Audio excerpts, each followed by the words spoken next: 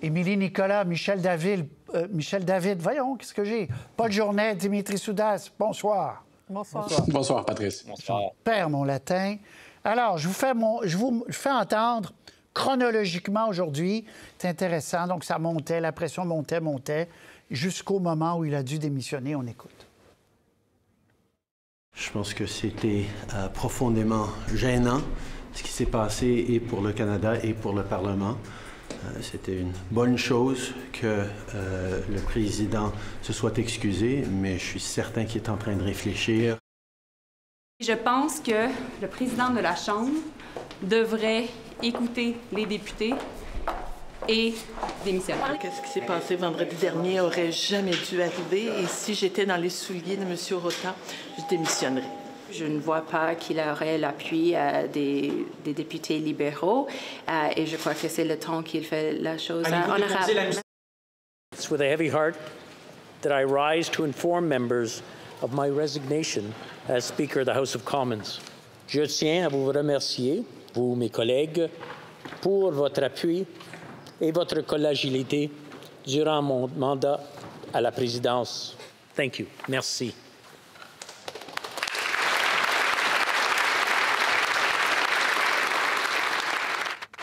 Mais ce n'était pas la fin de l'histoire, parce que là, les partis d'opposition disent « Attention, bon, vous êtes partis, mais c'est Justin Trudeau le responsable, c'est le premier ministre. » On écoute la suite. Où est le premier ministre? Où se cache-t-il? Et pourquoi ne se lève-t-il à la Chambre des communes pour défendre notre réputation en tant que Canadiens? Entend-il présenter des excuses au nom du Canada et malheureusement encore au nom du Québec à tous les gens qui ont souffert de l'événement dramatique quand même pour bien des gens qui s'est produit ici? Le président de Chambre a déjà fait ses excuses pour la décision qu'il a prise, qui était honteux pour nous tous, qui était honteux pour les Canadiens. C'est quelque chose qui est important. Commençons avec Anthony Rota. Il n'avait, je pense, une évidence, une question facile. Émilie, je commence avec vous, tour de table. Il n'avait pas le choix, là. Non, il n'y avait pas le choix parce que, en fait, ce qui se passe, c'est beaucoup plus gros qu'une bévue à la Chambre des communes. Dans le contexte où le premier ministre était accompagné du président ukrainien et que les images de l'ovation debout du président ukrainien à ce personnage-là font le tour du monde, sont utilisés par les Russes pour faire de la propagande. C'est pas un incident politique domestique, c'est vraiment un incident diplomatique qui s'est passé. Et c'est à cause de ça que c'était vraiment impossible de penser à aucune solution que celle-là pour vraiment envoyer un message clair, d'abord au président ukrainien, puis ensuite aux alliés de là où le Canada se situe par rapport à ça et du fait que c'est pas le genre d'erreur qui passe au Parlement canadien. Pour tout le monde, constate que le Canada a mesuré l'impact de tout ça. Là, Michel, voilà. David. Oui, bien, c'était non seulement inévitable, mais on se demande pourquoi ça a pris tant de temps. Je pense que dès le premier jour, M. Rota aurait dû dire, bon, c'est impossible pour moi de rester, et je pense que les libéraux auraient dû, dès le départ, s'associer aux autres partis pour demander son départ. Peut-être, et je peux comprendre qu'on se soit dit, bon, ben, on va le laisser partir tout seul, là, sans le mettre à la porte de façon aussi gênante que ça. Mais bon, d'une manière ou d'une autre, ça devait arriver. Mais la question, maintenant, c'est de l'histoire ancienne, si je peux dire, l'histoire de M. Rota. Là, l'histoire, maintenant, c'est celle de M. Trudeau. C'est ça. Est-ce qu'il doit s'excuser? Et mon avis, c'est que oui. Bon, bien justement, Dimitri Soudas, après ensuite Paul, on a entendu M. Poilievre, qui depuis hier, en fait, lui, ne visait plus Rota, visait pas Rota, il visait le bureau du premier ministre. Vous avez travaillé dans un bureau du premier ministre, Dimitri Soudas. Est-ce qu'il n'y a pas quand même une partie de la responsabilité, même si ce n'est pas eux qui ont invité cet homme, qu'ils doivent prendre ou pas, Dimitri? Sur le plan, sur la scène internationale, je pense que, comme le dit Michel, c'est important pour que le premier ministre s'excuse. Cela étant dit, pourquoi est-ce que les premiers ministres, à tout prix, essayent de ne pas se plier aux exigences des partis d'opposition? Par exemple, quand on exige la démission d'un ministre, parce qu'aussitôt que le ministre démissionne, ensuite, la faute devient immédiatement celle du premier ministre. C'est lui la cible ultime. Le défi avec M. Rota, puis le NPD a parti le bal hier, quelques heures plus tard, le Bloc. À ce jour, à ce moment-ci, Justin Trudeau n'a jamais exigé la démission de M. Rota. Ça a été fait en catastrophe où Mme Joly a littéralement scoopé Mme Gould ce matin. C'était Mme Gould qui était censée sortir en première. Comme vous savez, Patrice, en politique, on dit qu'une semaine, c'est une éternité. Vendredi passé, M. Rota a encouragé les députés de essentiellement donner une ovation debout à quelqu'un qui faisait partie d'un régime nazi. Et quelques jours plus tard, il se trouve à démissionner, forcé de démissionner, chose qu'il aurait dû faire, c'est démissionner dimanche, bien sûr.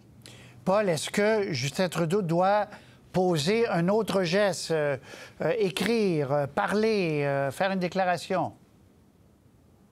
Oui, bien, il fallait, dans un premier temps, que quelqu'un paie le prix, qu'il y ait une conséquence, puis ensuite, il faut envoyer un message, parce que je suis d'accord avec Émilie que c'est d'abord un incident diplomatique. Donc, il faut qu'il y ait une réponse diplomatique, puis il faut revenir à ce qui s'est passé. C'était pas une position du gouvernement, c'était une position de la Chambre des communes.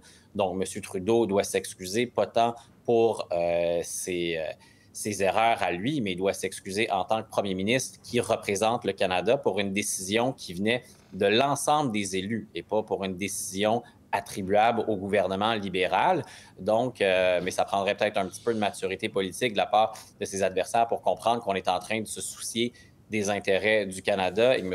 Trudeau doit s'excuser pour le pays et non pas pour reconnaître une faute grave qu'il a faite. Cela dit, c'est quand même assez spectaculaire son manque de pif politique parce que personne ne pensait qu'Anthony Rota allait garder son poste. Je pense que le pari, c'était savoir s'il allait durer 1 ou 2 journées. Puis une journée, c'était ça qui était le plus populaire comme pari. Donc, à partir du moment où on sait déjà qu'il va partir, pourquoi maintenir le flou sur une décision inévitable, puis être associé indirectement à ça, je ne comprends pas vraiment la stratégie. Mais nous, on connaît mieux les méandres de la Chambre des communes, le président, le pouvoir qu'il a, parce qu'il a beaucoup de pouvoir, en effet. D'ailleurs, je vous montre un petit tableau.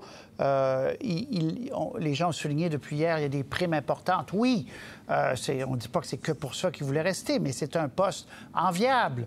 Salaire, plus puis il y a une résidence officielle, il y a un chauffeur, etc. Et il y a le pouvoir d'inviter des gens. Nous, on connaît tout ça, mais aux yeux des Russes qui entendent les nouvelles ou des Polonais ou d'autres, est-ce que Justin Trudeau ne devrait pas envoyer une lettre claire, au monde, comme son tweet à l'époque des Syriens, en disant « Ça a été une erreur, on s'excuse, je m'excuse. » Retour de table, Émilie. Je pense que oui. Je pense que c'est important dans le contexte actuel de ne pas s'attendre à ce que les gens comprennent la complexité du système parlementaire Westminster pour attribuer la faute. Puis qu'au-delà de la faute et du blâme, ça soit vraiment un exercice de communication en disant, bien sûr, les parlementaires canadiens n'appuient pas l'idéologie qui a été défendue par ce personnage-là. Puis surtout de comprendre que c'est une faute essentiellement d'hospitalité, là. Parce qu'il y a un invité d'honneur qui a été invité à la Chambre de communes. Ce personnage-là, bien sûr, le président ukrainien a fait confiance aux parlementaires canadiens qu'il allait être accueilli, que dans une mission diplomatique, il allait bien se passer. Il y a un impair là-dessus. Et à ce moment-là, non seulement le premier ministre, mais je pense qu'on pourrait dire jusqu'à un certain point, c'est un peu le premier ministre au nom de tout le Parlement qui a eu une erreur d'hospitalité de base là-dessus. Même si, si on en a bien compris, Rota, ce qu'il a dit aujourd'hui, c'est qu'il n'y avait pas eu de communication avec le bureau du premier ministre au niveau de la liste des invités, que le premier ministre n'avait rien à voir à lancer. Au-delà de la faute, il y a quelque chose à communiquer, je pense, qui va au-delà de ça pour corriger le tir. C'est le patron du Canada, là, au nom du Canada. Michel David, est-ce que ça note pas, on en parlait un peu hier au panel, mais ça note pas que beaucoup de gens sont cancres en histoire, qu'on oublie vite, là, et qu'il y a eu une commission d'enquête des chaînes au Canada sur ce régiment-là, qu'il y a eu des... On savait qu'il y avait une recherche de 20 minutes sur Google aurait permis à Rota ou à son personnel de voir que, oups, c'est peut-être pas une bonne idée, Michel. Comme on oublie le passé, comme. Oui, ça, c'est clair qu'il y a des gens qui ont la mémoire courte, mais je dois dire que la commission de chaîne, à l'époque, si je comprends bien des informations qu'on nous a communiquées aujourd'hui, avait enquêté sur à peu près 800 cas et ils en ont trouvé 20 qui étaient de toute évidence là, des gens qui pouvaient être qualifiés de criminels de guerre. C'est vrai qu'il y a des zones grises là-dedans. Là. M. Unka, par exemple, il faisait partie indéniablement d'une unité, les Waffen-SS criminels. Est-ce que lui, au moment où il est arrivé, est-ce qu'il a participé personnellement à des crimes de guerre, peut-être pas, mais etc.? il y avait disons qu'il y avait matière à dire c'est peut-être pas une bonne idée. Ça c'est certain qu'il y avait matière. À partir du moment où on dit que quelqu'un a combattu les Russes ou l'URSS à l'époque pendant la Deuxième Guerre mondiale, ça prend pas un dessin bien compliqué pour savoir qu'il était du côté des Allemands. Bon, il y avait une résistance ukrainienne, mais il fallait certainement vérifier. Oui, puis Dimitri et Paul, même Mme Freeland, qui connaît ce pays-là, quand elle a entendu qu'il a combattu les Russes pendant la Deuxième Guerre, j'imagine qu'il y a eu des liens qui se sont faits, Dimitri? Mais si vous regardez attentivement le visage de plusieurs députés, une fois que M. Rota avait introduit M. Unka, les hamsters tournaient dans leur tête. Mais en même temps, il ne faut pas oublier l'histoire. L'ennemi de mon ennemi est mon ami. La Russie était notre allié pendant la Deuxième Guerre mondiale. Aussitôt la Deuxième Guerre mondiale terminée, la Russie est devenue notre adversaire. La guerre froide est partie. Donc, encore une fois, il faut avoir cette perspective. Et finalement, j'ai lu une entrevue de M. Rota, pour conclure sur lui.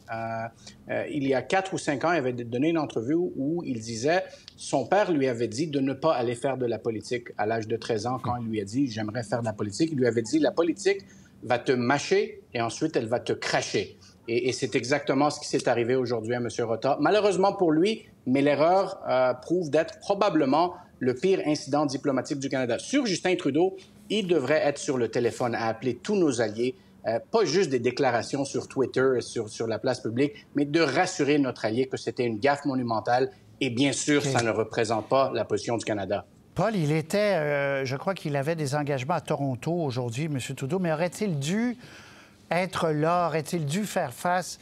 M. Poilievre lui reproche ça, faire face à la musique aujourd'hui.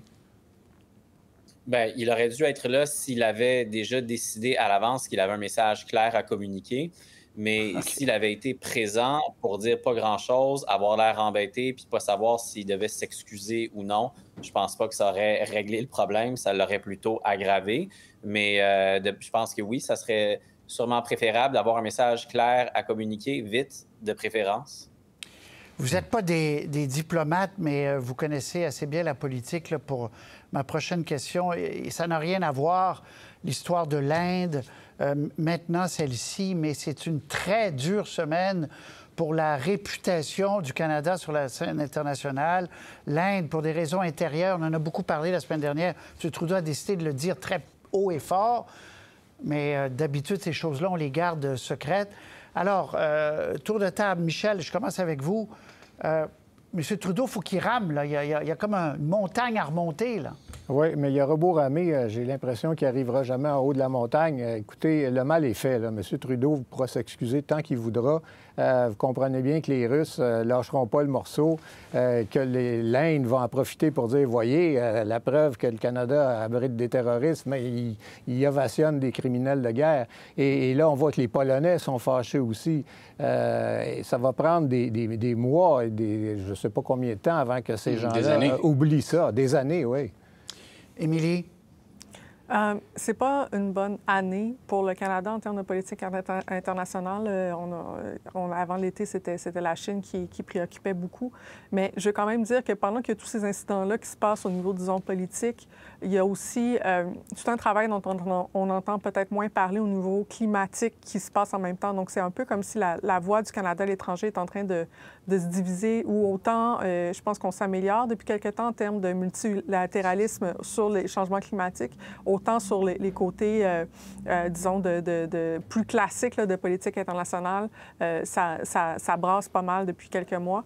Donc, il faudrait quand même, je pense, faire le bilan global de ce qui se passe au Canada en politique internationale, puis se dire aussi qu'il y a, disons, une irritation de plus en plus grande dans plusieurs pays du Sud, notamment les pays du BRIC, là, qui sont concernés par plusieurs des dossiers des derniers mois, sur sur disons, le manque de connaissances en Occident des autres pays, de leurs autres motivations politiques. C'est comme si on est vraiment dans la caricature la plupart du temps.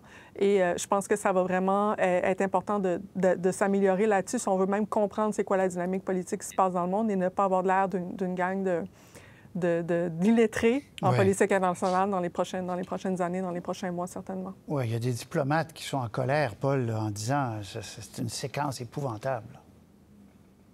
Bien, c'est parce que c'est une combinaison de deux choses. Le Canada, puis pas juste M. Trudeau, le Canada a été objectivement victime, bien malgré lui, d'offensives de pays hostiles. La Chine, ce qui s'est passé avec Meng Wanzhou et les deux Michael, c'était un conflit entre les États-Unis et la Chine, et le Canada en a été une victime collatérale. Les tentatives d'ingérence du régime de Pékin, c'était bien malgré Justin Trudeau, bien malgré le Canada. Et quand le pays, habituellement, est victime de ce genre de manœuvre, on sent un ralliement derrière le chef de gouvernement.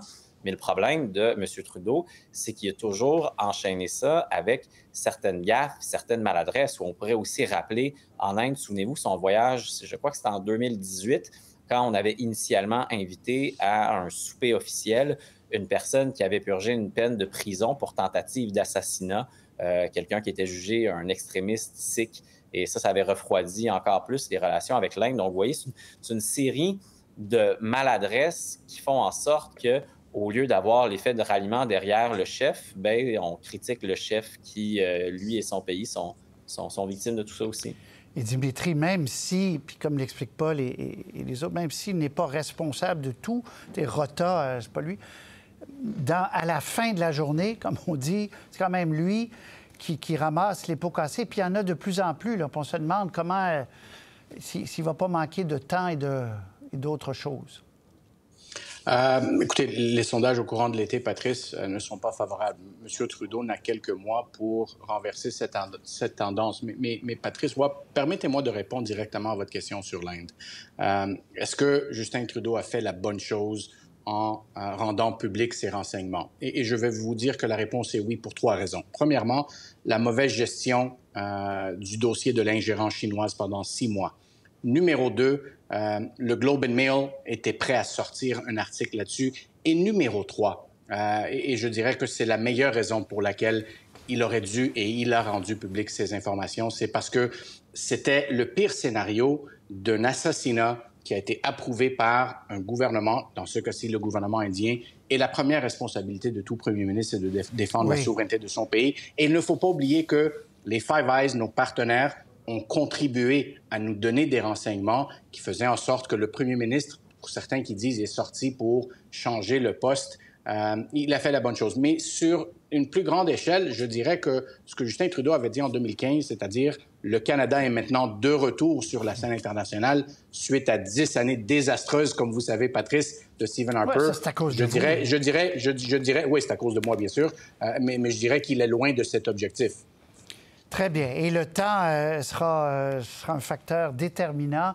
Émilie, Michel, Paul, Dimitri, merci beaucoup. C'était un gros panel parce que ça a été quand même un gros 2 jours, depuis 3 jours, depuis vendredi. Merci beaucoup. À très bientôt. Merci. Merci. Au revoir.